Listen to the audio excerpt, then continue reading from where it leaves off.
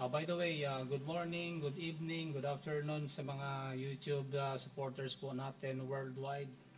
Lalong-lalo na po sa mga nanonood sa Facebook at sa Lord's Book. Kung wala po kayong account sa Lord's Book ay nandun din po tayo, mag-subscribe po kayo doon para po sa makasunod kayo sa mga kaganapan sa ating pananambahan sa Panginoon. Especially in studying the Bible, we employ itong eclectic study of the scripture where philosophy is derivative and theonomy as primary. Ibig sabihin, ang rules of interpretation po natin ay not only ito pong mga recent principles, but we go back as far doon sa mga original words of the Bible to employ kung ano ang exact meaning ng ating topic. So ang topic po natin ngayong umaga itong prayer time or daily oblation na napag-aralan po natin ng kaunti nung nakaraan linggo. Ano po? Now we will go sa mga particular verses. We will dive in observing itong reductionist principle of studying the scripture, dahil may mga bagay na binabanggit po dito si David. Psalm 141 verse number 2, three important ingredients po dito when he says, "Let my prayer be set forth before thee as incense." Now, dalawa po yan, the prayer of the saints and the prayer considered as an incense. Sabi po diyan, 141 verse number 2. So, when we talk about itong prayer life ng mga Kristiyano, be attentive dahil we need to be guided by the scripture pag tayo po ay mananalangin. Kung tayo ay mananalangin sa Panginoon, obserbahan natin itong mga principles laid down by the scripture at para hindi tayo magkamali. Dahil pagka hindi natin nasunod po ang mga bagay-bagay na ito ay hindi tayo papakinggan ng Panginoon. Ano po? Okay? So, prayer of the saint as an incense and the lifting up of hands as the evening sacrifice. Sabi po dyan, ano po? So, three important element sa ating prayer life po natin. Nandyan yung unang-una, bakit ba tayo mananalangin?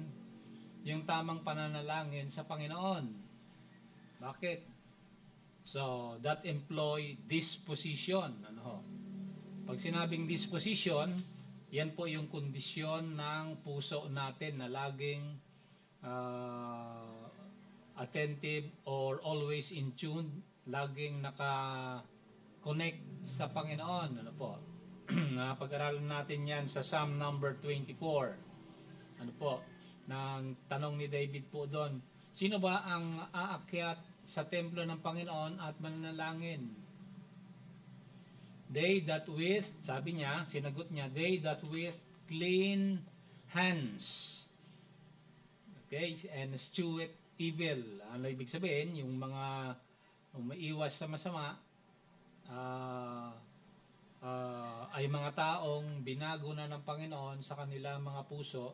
Iyan ang tinatawag nating tamang disposition. Ano po? Kasi ang tunay na tumanggap sa Panginoon, ang tunay na Kristiyano, mga kapatid, ay sabi nga ng isa, ang panalangin, yan ang pinakahininga ng Kristiyano. So pag hindi ka humihinga, alam naman natin, ang tao mabubuhay 40 days walang pagkain.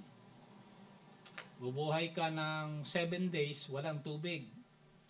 Pero hindi tayo mabubuhay sa loob ng 10 minutes kung wala na tayong hangin. Ganon kahalaga ang panalangin po natin, mga kapatid. The prayer of the saints is just like our breathing physically. Ano po? So, this position, the prayer of the saints, as an incense. Our prayer life ought to be as an incense. Sabi po dyan. So we will tackle that later on. And lastly, the third element po dyan, our prayer time ay meron pong kapanahunan na sinusunod. Ano po? Sabi po dyan, lifting up my hands as the evening sacrifice. Ano po? Now, the term evening sacrifice here are mentioned throughout the scripture.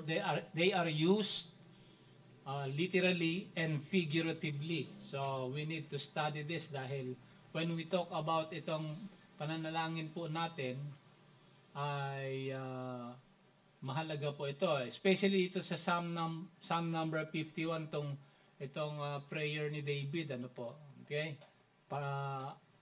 Outstanding tong binanggit niya po dito, ano po. By the way, itong Psalm number 51, ito po yung panalangin ni David after he committed sin with Bathsheba. Okay? Pinapatay ni David yung asawa ni Bathsheba at kinuha niya si Bathsheba bilang asawa. At he was rebuked and reprimanded by the Lord through the prophet Nathan. Ano po? And double jeopardy yun dahil si Nathan, David as a king of Israel will not listen to will only listen to an Israelite prophet as a king of Israel. Mandated yan by Moses. But David, when he sinned against Bathsheba and against the Lord, ultimately, he was reprimanded by the prophet Nathan. And prophet Nathan was a Gentile prophet. He was a Gibeonite, sabi sa Old Testament. Ano po? He was not among the major prophets. Opo.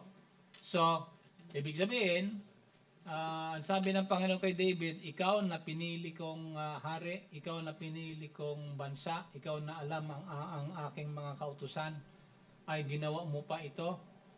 So, ang sumasaway pa sa iyo, ang nagpapagalit pa sa iyo, ang nagtuturo pa sa iyo ay itong si Nathan na hentil. Ibig sabihin, sa kapanahonan natin, kung nagkamali ang tunay na tumanggap sa Panginoon, minsan pinapagalitan tayo ng mga unbelievers. So nakakahiya 'yon, di ba? Dobleng nakakahiya.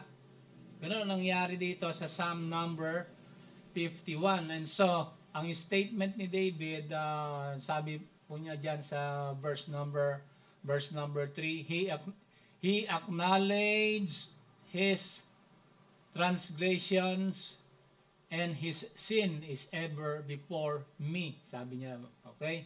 So, he acknowledges his transgressions. So marami siyang ginawang masama. Siyempre, una, premeditated murder sa asawa ni Bathsheba. Okay? Sabi niya sa kanyang general, ipadala mo yung asawa ni Bathsheba doon sa Iran, sabi niya. At namatay doon. At yun pala, gustong mamatay ni David si Uriah, asawa ni Bathsheba, para mapa sa kanya si Bathsheba. So a premeditated murder. Ultimately, Uriah died in the battle, and after that, inuwi niya si Bathsheba. Okay, so he acknowledges his transgression and his sin is ever before my sin. Sabi niya dyan, is ever before me. Okay, so yan po ang ating papag-aralan ngayong umaga. Ito pong prayer time po natin o tinatawag ni Daniel na daily oblation. Ano po? Now, we will not go back anymore doon sa topic natin o sa mga lugar na napag-aral natin noong linggo. But we will consider first and foremost ito pong timing, ano po, the timing ng ating daily oblation, ano po. Pag sinabi ni Daniel na daily oblation, ang ibig sabihin po niyan ay the Hebrew there is mikna, daily mikna. Mikna in Hebrew, it means in English, yan ay a bloodless and voluntary sacrifice. A prayer that is bloodless and a voluntary sacrifice. Ano po? Yan po yung ginawa po ni Daniel. At it was recognized as a sweet-smelling savor. Kaya nga binanggit dyan, our prayer life ought to be as an incense. Kaya ang tanong dyan, ang panalangin ba natin ay mabango o mabaho? Yun ang tanong dyan. So, an incense, karaniwan naman ang incense, mabango. Ano po? So, our prayer is like sa pang-amoy ng Panginoon ay isang mabangong incense. So, we will deal more on the incense maya-maya sa mga Old Testament apothecary na tinatawag. Ano po? May binabanggit si Moises po dyan. So, first and foremost, ito pong timing ng pananalangin natin. Puntahan natin itong timing. Ano ba oras tayo dapat nananalangin? Kasi in the New Testament, sabi ni Apostle Paul na we ought to be praying without ceasing. Sabi niya doon, ano po. Now, the term praying without ceasing is was influenced by the Greeks. So, we will go back sa root meaning ng tinatawag na praying ni Apostle Paul. So, considering the timing, ano ba itong timing ng ating pananalangin sa Panginoon, mga kapatid? So, we will go back sa 1 Kings chapter 18.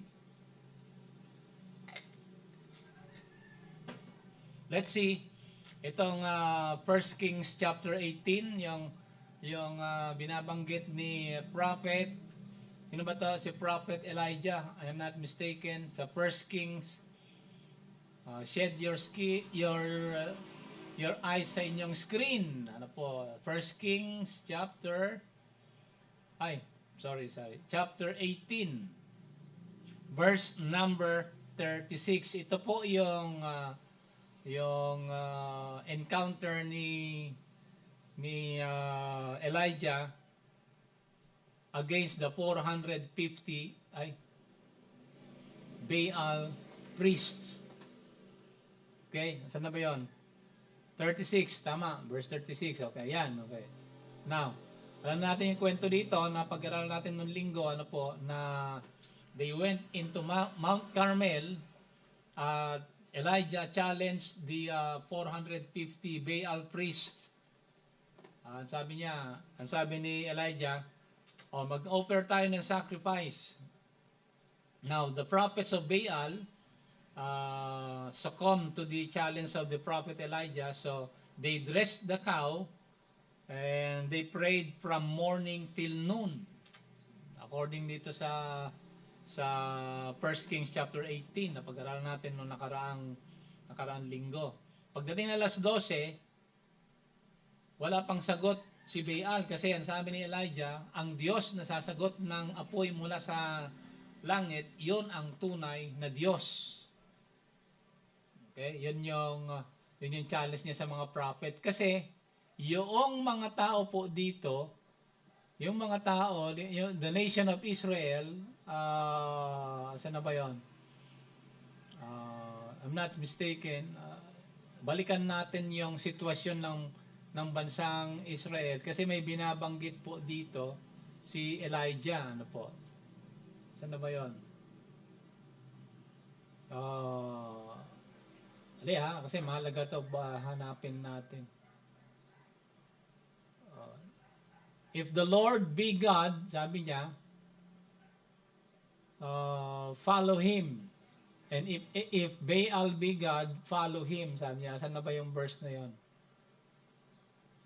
Verse number early verses yun eh. Okay? So anyway, balik tayo sa ating verse 36. I'm sorry, di natin makita ano po. So, itong timing ng pananalangin ni Elijah, when the Lord answered, ano po, pagdating ng alas 12, hindi pa sumagot si Baal ng apoy. So, sabi ni Prophet Elijah, lakas-lakasan nyo ang inyong panalangin, baka nagbibiyahe si Baal o baka natutulog, gisingin nyo. Sabi niya, ano po, at pagdating ng alas 12, ganun nga ang ginawa, nilakasan ng kanilang mga boses at nag-flagellation pa sila. Sabi ng Bible, they cut themselves para marinig daw ni Baal, pero walang sumagot na Baal, ano po, yung kanilang offering nakatiwangwang. Kumbaga, yung panalangin po nila ay hindi po totoong panalangin, ano po. Kapag nanalangin ka sa isang hindi tunay na Diyos, walang kasagutan nga ang iyong panalangin. But pagdating sa verse 36, dito po yung timing, ano po. And it came to pass at the time of the offering of the evening sacrifice. Okay? So, pag sinabing evening sacrifice po dito, mga kapatid, now, this was, the term evening sacrifice po dito, this was used by the prophet Elijah, both literally and figuratively. Ano po? Ginamit po ni Elijah na predicting and pointing to the death of the Lord Jesus Christ on the cross. Okay? At the time of the offering of the evening sacrifice. Now, anong oras po dito? Anong oras po dito? Sa Hebrew calendar, sa Hebrew time, ito po ay nagsisimula ng alas 3 hanggang alas 6 ng hapon. Okay? Evening sacrifice. Napag-aralan natin yan last Sunday na ang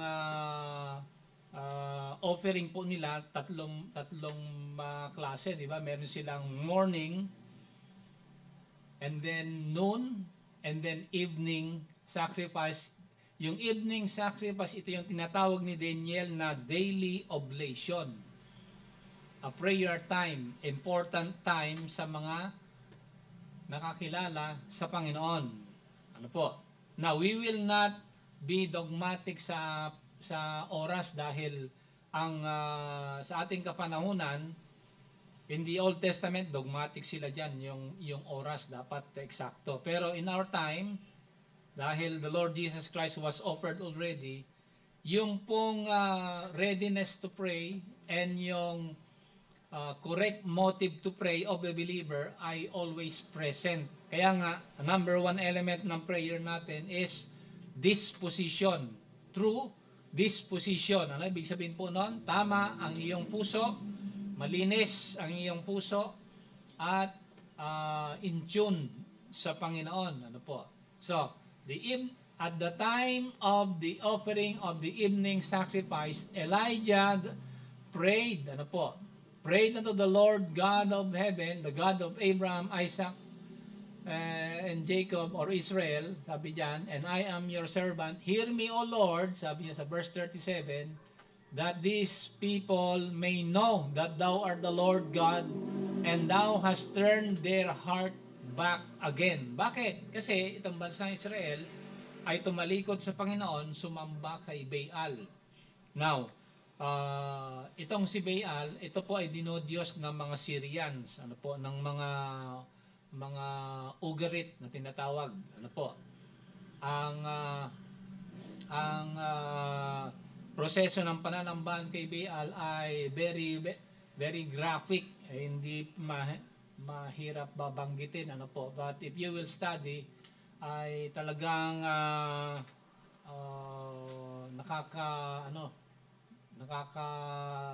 hindi lang nakakasuka, nakakagalit dahil pati bata ino-offering kay Baal. Ano po? Um, Isipin nyo yung kamay na bakal ni Baal, pinapainit yon. Siyempre, pinapainit yung kamay niya. And then, ipinapatong yung bata doon sa kamay na bakal na ni Baal. Ano po? Yun ang kanilang way of offering to Baal. So, Elijah said, when God answered him, the Lord will turn their back again to him. So, ang timing po dyan, the time of the evening sacrifice. So, ang oras po niyan ay mula alas 3 hanggang alas 6 ng hapon. Ano po? Okay, yan. And then, if we go to Daniel chapter 9, tignan natin sa Daniel chapter 9, nasa timing pa lang tayo mga kapatid, ano po? Timing ng pananalangin po natin, no ba oras tayo dapat manalangin? Yung iba kasi nanalangin sila bago kumain, gano'n ano po. Ano ang masama doon? But we go to Daniel, andali nga at nagalolo ko. Daniel chapter chapter 9, verse number 21.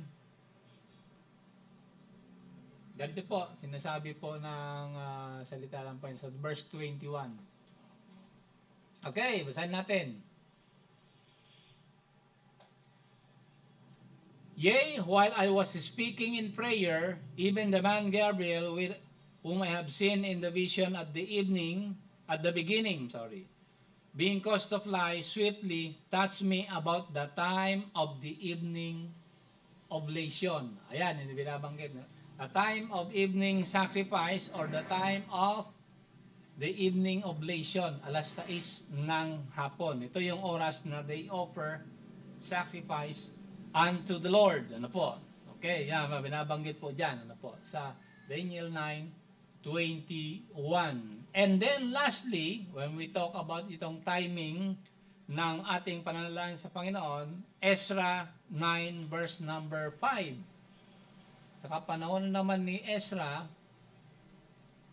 chapter 9 ay ganito na sinasabi, ano po? Sayin natin dahil complete study po rito, ano po, ng salita ng Panginoon. Verse number 5. And at the evening sacrifice, I arose up from my heaviness, and having rent my garment and my mantle, I fell upon my knees and spread out my hands unto the Lord God of heaven. Anong oras yan? At the evening sacrifice. Sabi po dyan mga kapatid, ano po. So, Ezra, Daniel, and Elijah, they all agree na ang prayer time natin, ang daily oblation natin that we need to consider and implement sa ating mga daily life, mga kapatid, ay itong tinatawag nilang the time of evening sacrifice, okay? Or daily oblation natin. Yan ang prayer time po natin, mga kapatid, ano po. Now, that is in the Old Testament. Okay?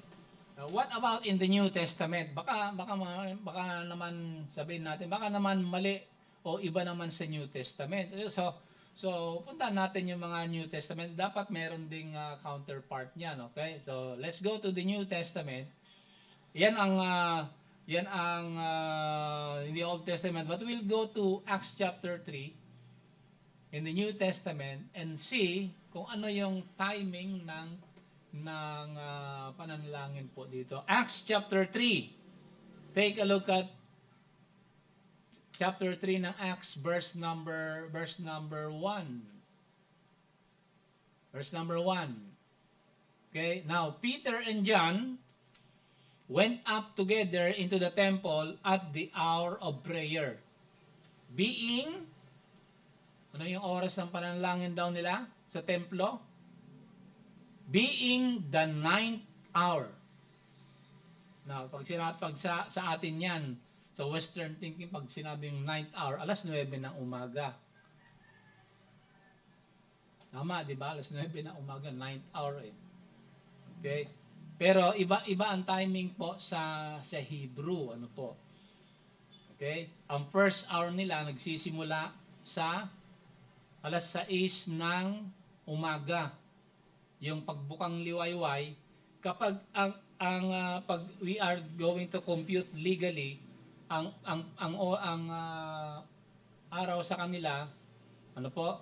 Ay nagsisimula kapag yung araw ay nakikita mo sa horizon ng mundo, yung diameter ng araw, yan ang simula ng day sa kanila.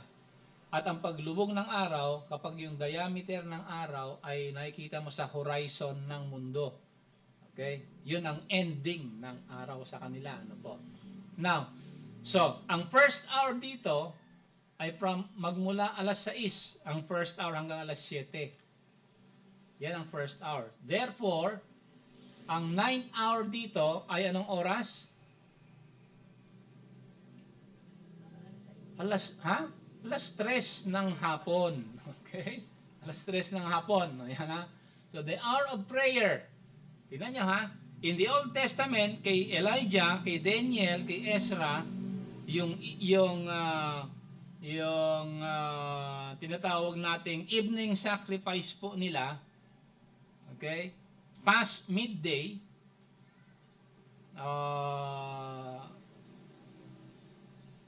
yung evening sacrifice, kahit hindi evening yun, tawag nila evening sacrifice. Bakit? Kasi may prophetical connotation niya, malalaman natin maya-maya.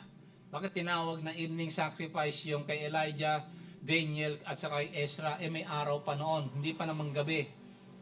May prophetic connotation niya, malalaman natin po maya-maya. Ano po? So, Elijah, Daniel, and Ezra, yung tinatawag nilang daily sacrifice po nila or daily oblation or yung prayer time nila, mga kapatid, ay ano yon?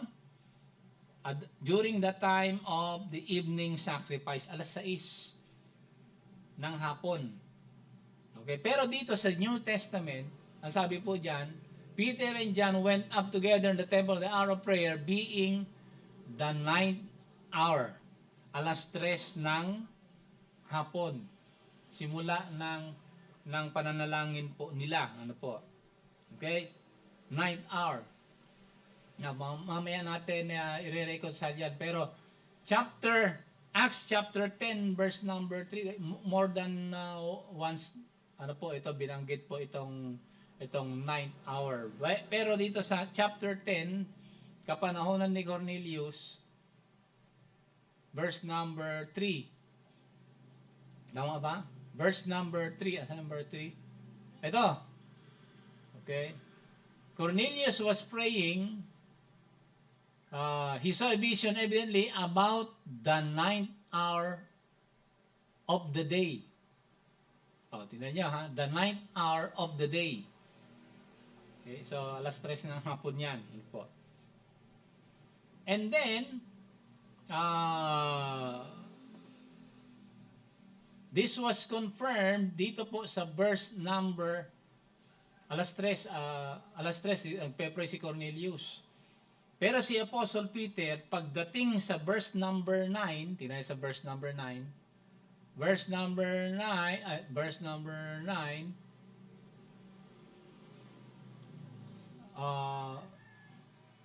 on the morrow, Peter went up upon the housetop to pray about the 6th hour. Okay? So the 6th hour is 12 noon. 12 noon. 9th hour is 3 p.m. Okay? So yan ha, yan yung particular sa New Testament, ano po. Now let's go back sa chapter 9. Puntahan natin yung punta natin yung prophetical connotation ng evening sacrifice. Ano po? Bakit tinawag na evening sacrifice? Ano po? Okay. Ano natin sa Acts chapter 9, verse 3 hanggang verse number 9. Ito po yung conversion ni Apostle Paul. He was traveling to Damascus, and then biglang nagliwanag sa paligid niya. Ano po? Anong oras ito? A light from heaven round about him. Sabi po dyan, mga kapatid. Ano po? Okay? Anong oras yan? Verse 3 hanggang verse number 9. At yung mga nakita sa kanya, mga kasamahan niya, ay hindi narinig yung boses, silang nakarinig. Sabi po dyan. Ano po? Okay? Ayan, anong oras yan? The 6th hour, siyempre. Midday yan eh. Na bakit masabi nating alas 12 yan na nagpakita ang Panginoon kay Apostle Paul? Tingnan nyo ha. Tingnan natin. Chapter 22, verse 6, sa testimony ni Apostle Paul.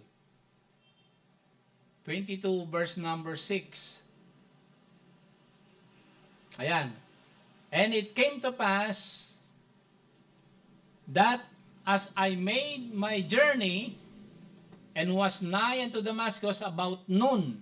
So ibig sabihin, nung nakita niya ang Panginoon sa Damascus Road, alas 12.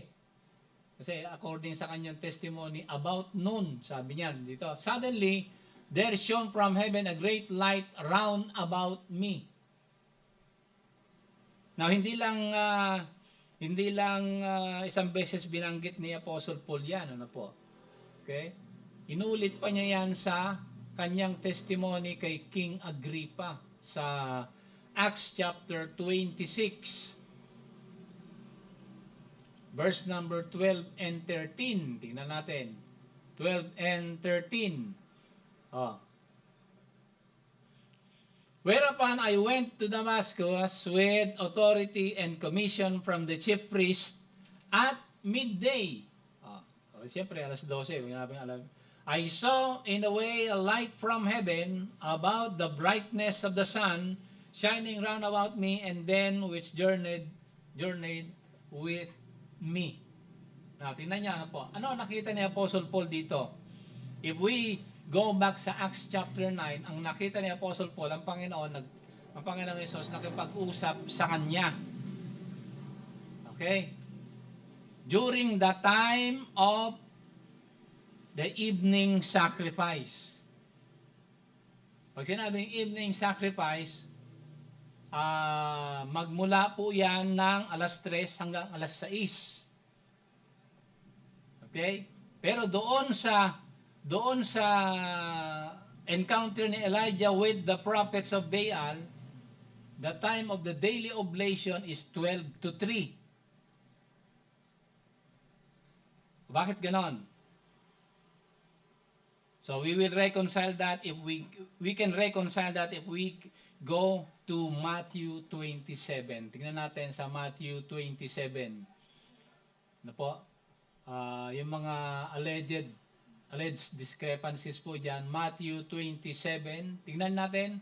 Kasi ito yung prophetical connotation ng daily sacrifice or evening oblation na binabanggit. Ano po? Matthew 27, verse number 46. Ano sabi ng salita ng Panginoon? Ito po, sign natin. Okay. Verse 46. And about the ninth hour, ano yung ninth hour ulit? Alas 3. And about the ninth hour, Jesus cried with a loud voice, saying, Eli, Eli, lama sabachthani, my God, why hast thou forsaken? So itong alas 3 ng hapon, this was the time when the Lord Jesus Christ died on the cross. At nung namatay siya sa cross, Ano po? Alas 3 ng hapon yan. Pero bago siya mamatay ng alas 3, basahin natin sa 45. Tingnan nyo ha. Ang sabi diyan, from the 6th hour, ano yung 6th hour ulit? Alas 12.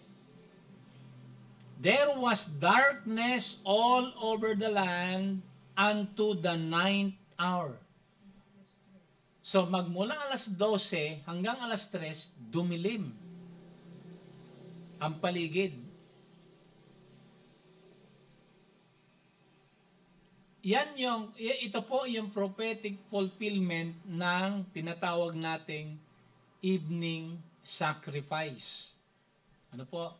This was the time, pag sinabi mong evening sacrifice or daily oblation, you are pointing to sa kapanahunan na kamatayan ng Panginoon. Magmula alas 12 hanggang alas 3 ng hapon. And during the time of the evening sacrifice, binabanggit ng evening po yan kasi, bakit evening? Kasi nga, dumilim nga eh. Magmula alas 12 hanggang alas 3 ng hapon. Pag sinabing evening sacrifice, all of the prophecies in the Old Testament from Moses, from Exodus, ano po, and from Elijah, Daniel, and Ezra, they are pointing sa kapanahunan ng from 12 noon to 3 p.m., the time when the Lord Jesus Christ died on the cross. Yan ang tinatawag nating evening sacrifice. Ano po? Hindi po gabi, na literal na gabi. They are pointing to the time na kung saan namatay ang Panginoon. Dahil nung namatay ang Panginoon sa krus, that was the key, yan ang susi ng kasagutan ng panalangin ng mga tunay na Kristiyano. Kaya nga, when we pray, we always ask in, sabi ng Panginoon sa Book of John, di ba? If you ask anything in my name, sabi niya, I will do it, sabi niya. Dahil, nung namatay ang Panginoon sa krus, mga kapatid, the forces of darkness were defeated. The forces of Satan were stayed back against the saints, against the believers. Ano po? That was the time na kung saan ang tingin ng buong mundo, tapos na ang Panginoon, but in the real sense, that was the time when the forces of darkness were defeated ultimately. Ano po? Kaya tinawag yan na evening sacrifice. So when we pray, ito yung timing ng pananalangin natin ha. We consider the timing, ibig sabihin, we go back to the original foundation ng pananalangin natin. Kaya pag nananalangin tayo, ang iniisip po natin, itong kamatayan ng Panginoon sa krus, dahil nandun nakabase lahat ng kanyang pangako, natutuparin niya. Nung sinabi niya, if you ask anything in my name, sa Book of John, I will do it. Sabi niya, ano po? Okay? Now, when Christ died on the cross, therefore, when Christ died on the cross, He had given us assurance to our prayer, and at the same time, tingnan nyo ha, ito yung kagandahan ng salita ng Panginoon, ano po? Kapag ka nananalangin tayo, and our foundation ng prayer natin doon sa kamatayan ng Panginoon, ang panalangin natin nagiging tinatawag na sweet-smelling savor. Ang panalangin natin nagiging insenso sa Panginoon. Hindi katulad sa prayer ng mga prophets ni Baal, na ang panalangin nila, they are not sweet incense, they are repulsive to the nostrils of God. Ano po? Pero kapag itong elemento nito ay nasa panalangin mo, yung panalangin mo ay a form of worship to the Lord. Ano po? A sweet-smelling savor unto the Lord. Ano po? Okay, tingnan natin itong sweet-smelling savor na panalangin natin. So, wag natin kalimutan, mga kapatid. Let's not forget that the foundation of our prayer, the very strength of our prayer, the very assurance ng ating prayer. Kaya pa nagpe-pray tayo, with assurance dahil Christ already died. He sealed the fate of the dark forces, of the evil forces, and He hath given us assurance sa ating prayer, mga kapatid. Ano po? If we ask anything in His name, and usok, in accordance to His will, number 2, He will hear us, mga kapatid. Ano po? Now, maganda tingnan, hindi. Number 2. Maganda tingnan natin yung prayer natin. Ano ba ang paningin ng Panginoon sa panalangin natin? Okay? Kasi even in our prayer, mga kapatid, it is a form of worship unto the Lord. Like, tingnan natin itong Luke chapter 1. Tingnan natin itong, see for yourself, itong Luke chapter 1. Okay? Saan na ba yung Luke chapter 1? Verse number 10. Luke 1 verse 10.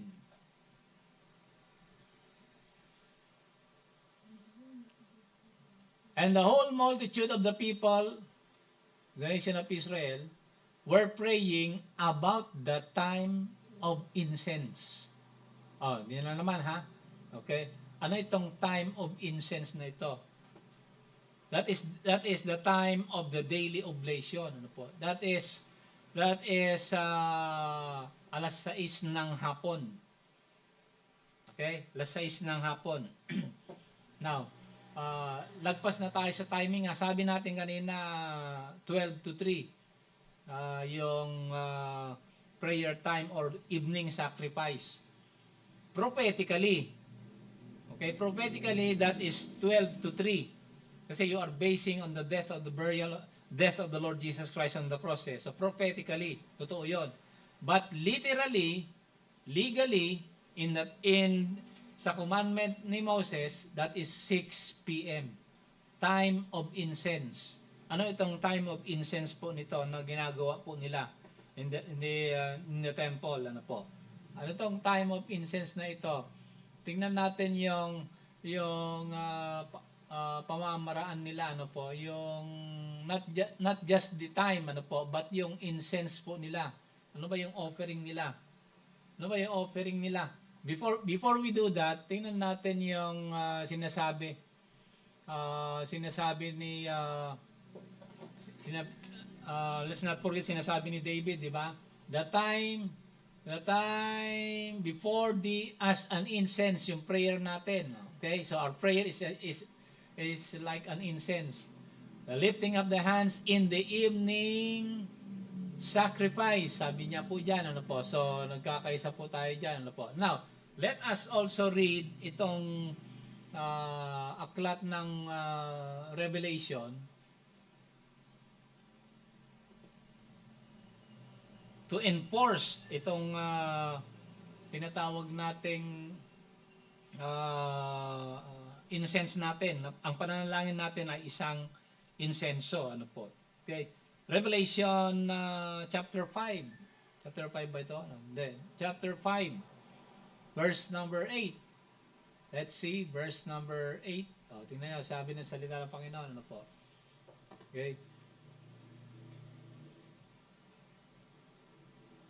Okay, magnify natin. Ano ba yan?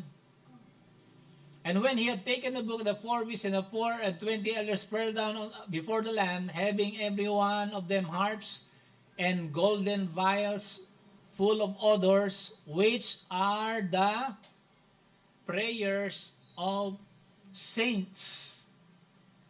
Okay? Maliwanag ha? Maliwanag po dyan na ang ating mga pananalangin ay mga incense sa Panginoon, mabangong amoy sa Panginoon. Ano po? Okay,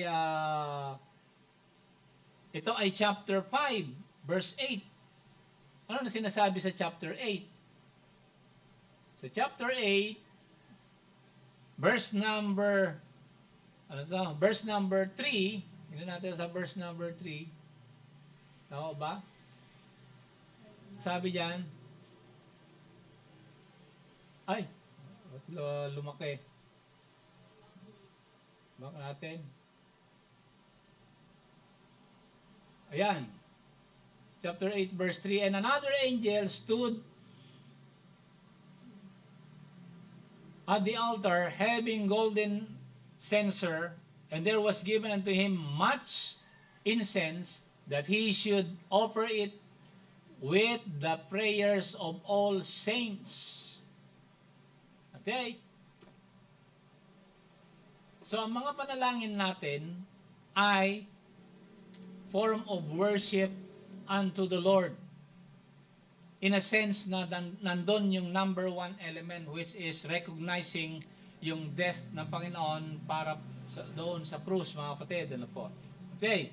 Now, ano ba itong insenso na literally this is an incense na developed by Moses, commanded by the Lord. Ano ba itong insenso na ito? Tingnan nga natin. Let's see. Mga magandang pabango sa templo ng Panginoon. Chapter 30 of Exodus, verse number 1. Thou shalt make an altar and burn of incense and burn of incense. Ayan, ito yung table of incense. Okay, doon nakapatong yung insenso. Verse number 4.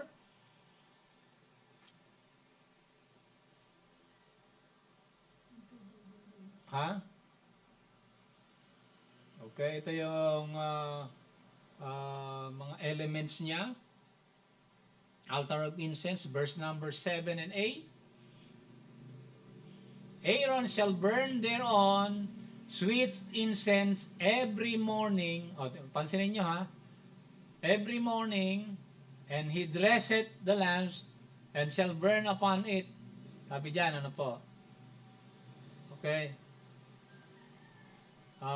And then, throughout all your generation. Sabi dyan, sa 7 and verse number 8. Okay? Every morning, nagsisimula. So, meron dyan yung morning prayer, and then the evening, prayer, evening and noon prayer po nila. Ano po? Okay? Verse number 23 also state na ganito. Ano po? 23. Sana 23. Ayan. Ito yung ano nila? Spices, pure myrrh, and sweet cinnamon, sweet calamos. Ayan yung mga pabango.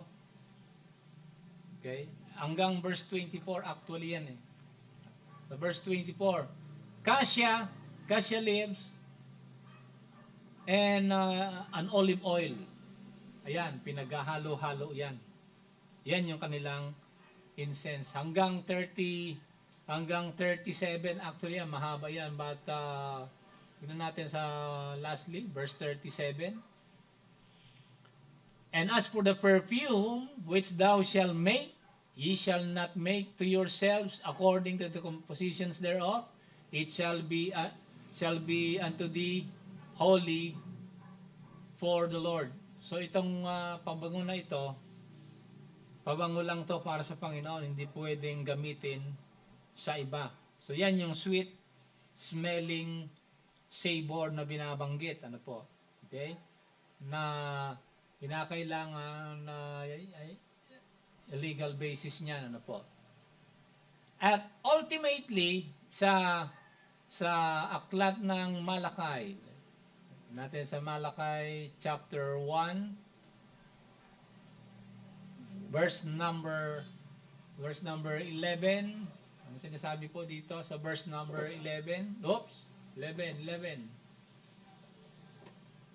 Oh, yun niyo Ganyan.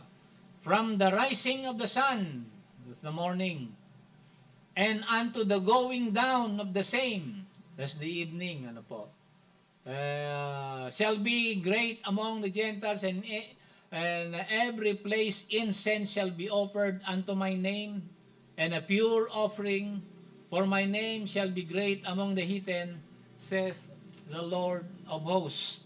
Okay, so yan na, mahalaga. Ang ating mga panalangin ay tinatawag ng Panginoon na mga incense, mga pabango, a form of worship unto the Lord, mga kapatid. Ano po? So, nakita po natin yung timing at nakita natin yung significance, nakita natin yung foundation ng pananalangin po natin. Ano po? Now, we will go quickly sa pagtatapos natin. Ano ba itong mga elements ng prayer natin? The elements of our prayer, ano po?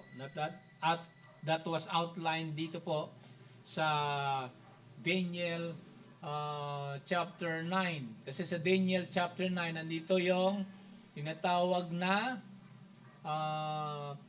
ano yung nilalaman ng panalangin ni Daniel, ano po. Tingnan natin sa Daniel chapter 9. Actually, mahaba ito, but piliin lang natin yung iba. Daniel chapter 9, verse number 3. The first element po ng ating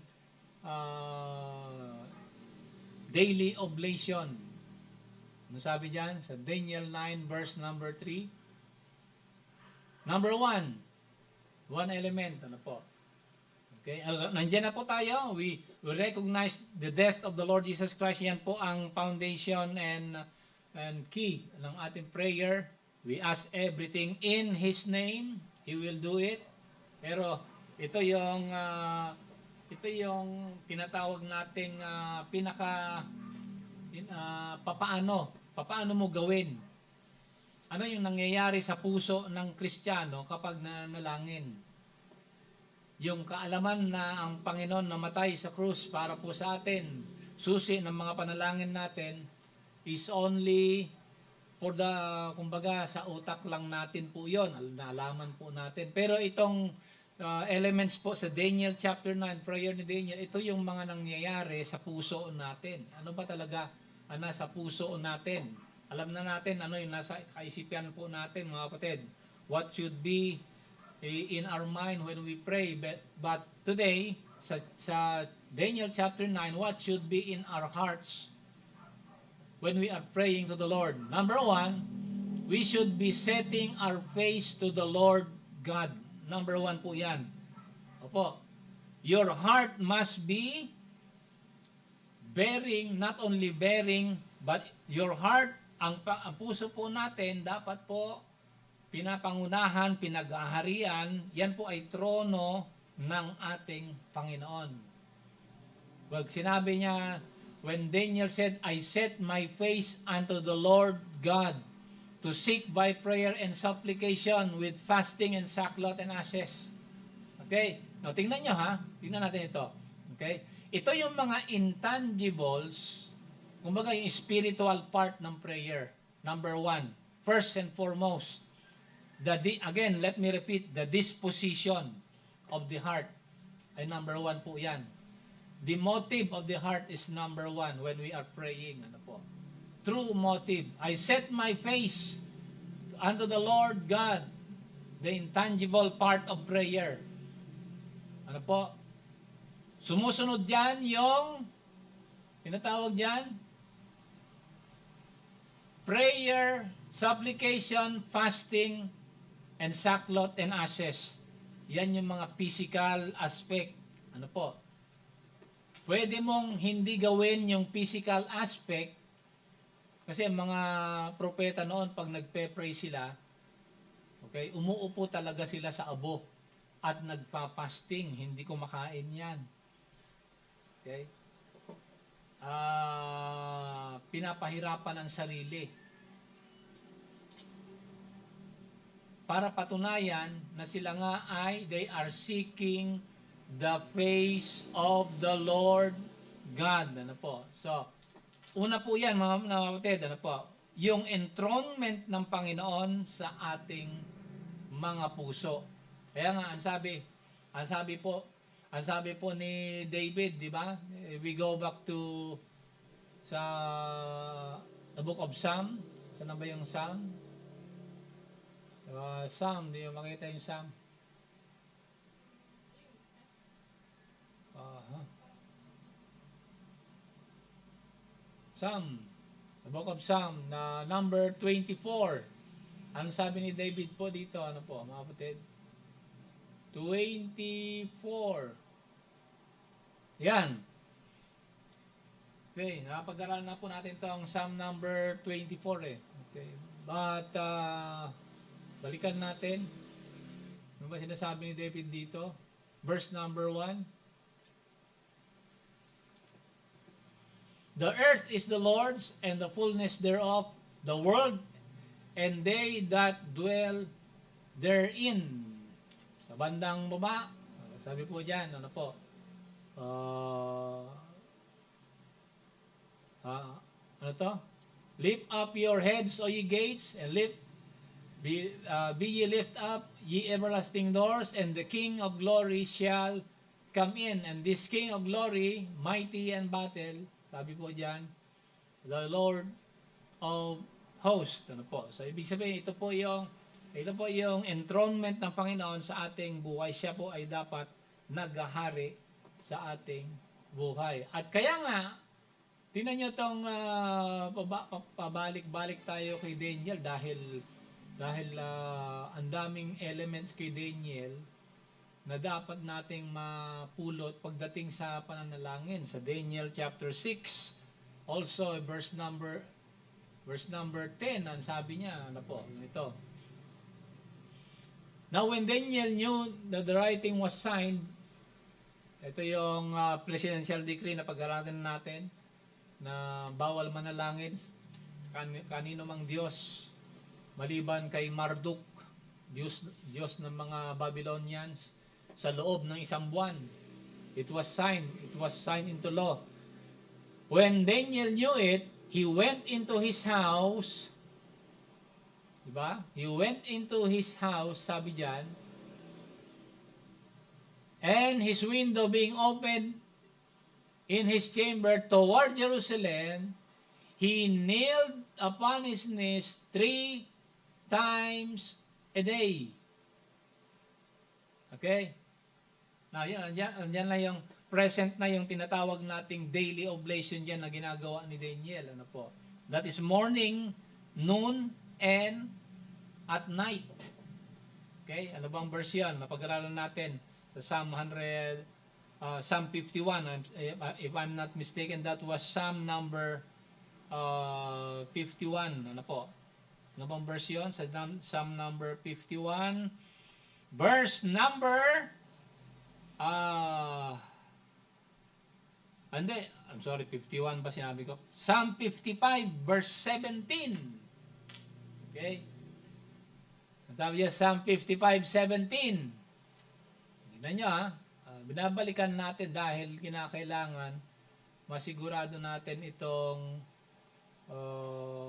mga alituntunin paano tayo nanalangin sa Panginoon. Verse number 17. Sabi diyan, David, di ba?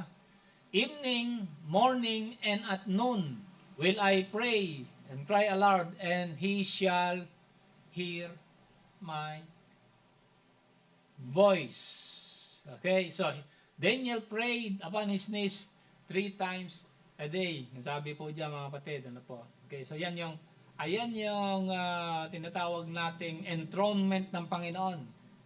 Dapat naghahari ang Panginoon sa ating buhay. Yan ang number 1 element sa prayer. Ano po?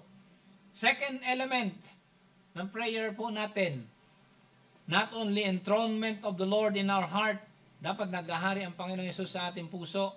Pangalawa, yung truthful confession. Okay? Truthful confession. Go back tayo sa Daniel chapter 9. Daniel chapter 9 verse number 4 and 5. Tingnan nyo, sinabi ni Daniel, ano po? Oh, 4 and 5. And I prayed to the Lord God and made confession. Okay? Kanino tayo magko-confession? Sa Panginoon. Ano po? Ano ang confession ni Daniel po dito? Marami pong area ang kanyang confession po dito na binanggit. Ano po? Okay. Confession of what? Siyempre, kasalanan po nila. Pero, tingnan natin sa verse number 5. Sabi niya, confession of their sins and their iniquities. Okay? Confession of their sins. So, when we pray to the Lord, bilang pananambahan sa Panginoon, hindi na aalis unang-una, humihingi tayo ng tawad sa kasalanan po natin. Ano po? We ask forgiveness of our sins. Ano po? And also, confession ng kanyang verse number 9, mercies. Okay? Mercies and forgiveness. So we confess our sins, we recognize, sabi nga ni David kanina sa Psalm 51, di ba? I was shapen in iniquity, sabi. So we recognize our shortcomings. Ano po? Pag lumalapit tayo sa Panginoon, ay dapat tayong ina-acknowledge natin yung ating pagkadami-daming kasalanan sa Panginoon. Ano po? Kung nagkakasala tayo sa salita, sa isip, sa kagawa, okay, sabihin lang natin, 3 times a day nagkakasala tayo. Ilan na yung kasalanan mo sa isang taon? 3 times 365. Oh. Ha? Mahigit 1,000 ang kasalanan mo isang taon. Kung nabuhay ka lang sa mundo ng isang taon. O sabihin natin 1,000 kasalanan mo isang taon. Ay ilang taon ka na ngayon? O kung 19 ka na, o di 19,000 na kasalanan natin sa Panginoon. Kung 50 ang edad mo, di 50,000 na ang kasalanan natin sa Panginoon. So, there is a need to recognize and confess our sins every now and then. Ano po? Kasi kung araw-araw nagkakasala tayo, we need to confess not only our sins but His mercies and His forgiveness. Ano po? Na siya lang ang may kakayahang magpatawad. 10 and 11. Confession of what also? Sabi po dito, confession of, tingnan nyo ha. Ano sabi po dito sa verse 10? Asan na ba yung verse? Verse 10 ba? 11 na, verse 10. 10, verse 10 muna. Okay, yan. Oo. Verse 10 and 11. Ayan, ano po. Now, we have forgotten rebellion. Ano po? Rebellion. We ano to, sabi niya, we obeyed, neither we obeyed the voice of the Lord God and His law. Okay? Kinalimutan ang batas ng Panginoon. Ano po? Yan ang masama. Ang tao nagiging autonomous na. Okay? Pag kinalimutan ang batas ng Panginoon, ay magkakagulo nga. Rebellion from the law. And tingnan niyo sa verse ano to? Verse 11, 13 and 14. Tingnan niyo, matindi ito. 13 and 14. Confession of what? Made we not our prayer before the Lord God? Hindi na nanalangin. Okay? Kapag hindi ka na nanalangin sa Panginoon, ay doble na kasalanan mo, sabi dyan, no? It is written in the law that all this evil is come upon us. Kahit nalaman na ng tao na pinaparusahan na sila, hindi pa sila lumalapit sa Panginoon. Ang tamang Kristiyano kapag may kahirapan sa buhay, tumatakbo palapit sa Diyos, hindi palayo.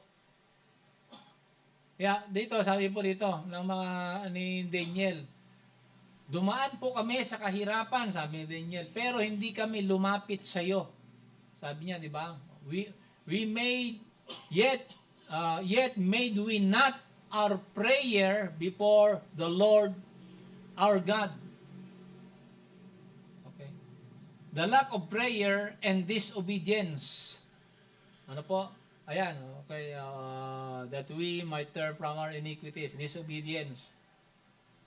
Lack of prayer is also an iniquity, is also a sin against the Lord. Ano po? So yeah, confession po, lahat po yan mga kapatid. From our sins, from His mercies and forgiveness, from lack of prayer, and then from confession, from lack of understanding His righteousness. Lastly, 16 and 18. Sabi yan, sa 16, okay? According to all thy righteousness, we beseech thee, let thine anger and thy fury be turned away from the city, Jerusalem, from thy people. Ano po?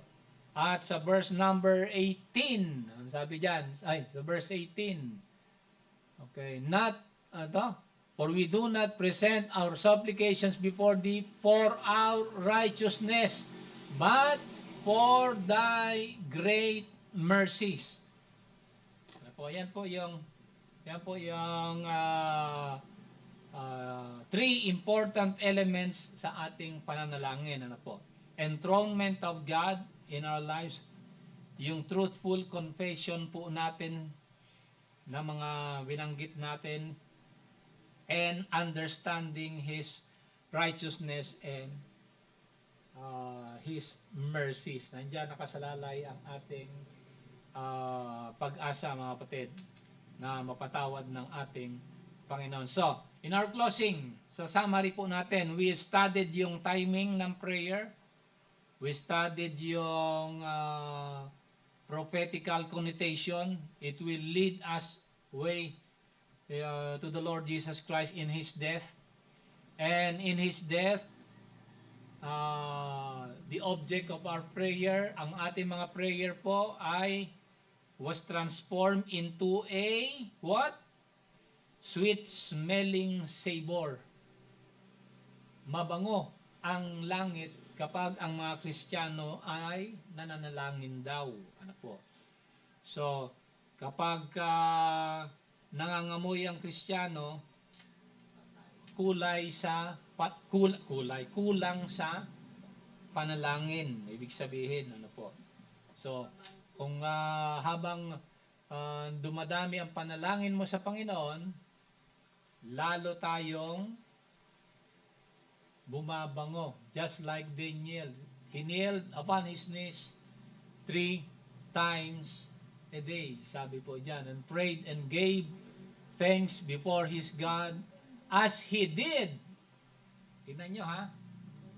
As he did aforetime. Ano ibig sabihin as he did aforetime? Because during this time, Daniel and his friends were in Babylon. They were given a new name. They were given a new ang ginawa nga sa kanila Daniel and his 3 friends, they were turned into a eunuch. Okay? Ano ibig sabihin nun? They were disgraced. They were castrated. Pinutol ang mga dapat putulin. They were turned into a eunuch. Okay? They were given a new name, a different name, a Babylonian name. They were given, they were maltreated, they were disgraced during at the time of Babylon, and yet si Daniel maintained his connection with the Lord as he did, sabi nga dyan, as he did aforetime. Ibig sabihin, bago dumating ang kahirapan, yun lang ginagawa ni Daniel. Nung nasa Israel pa siya, yun ang ginagawa niya. Nung nagkaroon ng kahirapan sa Panginoon, sa buhay niya, they were taken into a foreign land, foreign food, different environment, different culture, different name, were castrated, and yet he did not give up praying and giving thanks to his God. Dahil alam niya that our prayer ought to be a sweet smelling savor. Ano po? His faith, by the way, ano po? The faith of Daniel is prospective, looking forward to the hour. Ano po? The hour when the Messiah would die from 12 noon to 3 p.m. there was darkness all over the land. Sabi sa Matthew 24:45 kanina, nabasa natin. Ano po? Okay? So his faith was looking forward to that day and he was strengthened. Ano po? Yan po ang kahalagahan ng ating pananalangin sa Panginoon. So when we pray, be serious sa ating pananalangin. When we pray sa online service natin or sa inyong private prayer, be serious observing ito pong elements na napag-aralan po natin mga kapatid, dahil ulit-ulitin ko po mga kapatid, ano po, ang pananalangin natin ought to be a sweet smelling savor unto the Lord. It is a form of worship unto the Lord. Ano po? Okay? Ang strength ng prayer natin, always going back doon sa death ng ating Panginoon, the time we remember when He defeated all the forces of darkness, wherein ang mga forces of darkness nito na hindi natin nakikita ay they were all defeated. So, prayer time is a serious time sa ating Panginoon. Ito yung time na kung saan na kailangan natin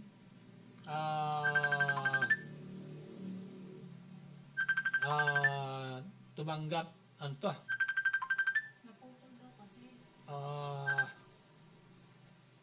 a time wherein we should consider ng ating Panginoon ay hinausap po tayo. Sorry tayo ay naputol yung wala yung ating signal sa ating